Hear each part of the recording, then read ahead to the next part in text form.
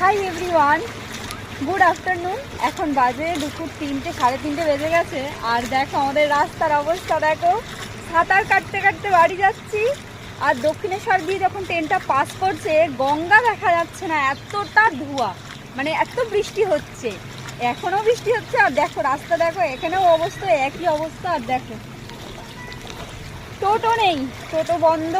জল এতটাই বেড়ে গেছে, টোটোর ব্যাটারি খারাপ হয়ে যাবে, তাদেরও একটা পেটের ব্যাপার আছে। তো না, হাঁটুর কাছাকাছি জল। দেখো বাইকটা যাচ্ছে, দেখো দেখেছো, মানে হাঁটুর কাছাকাছি জল, তাই জন্য টোটো বন্ধ হয়ে গেছে। আর যে কটা চলছে 20 টাকা ভাড়া নিচ্ছে, আর জায়গা নেই। দাঁড়াও সাবধানে পাস করি, গর্ত আছে, ঢুকে যাবো। বাপরে বাপ, অনেক জল, অনেক জল, অনেক জল। চল রাখি, নাহলে কোথায় মোবাইল ছিটকে পড়বে, খুঁজেই পাবো না এতটা জলে।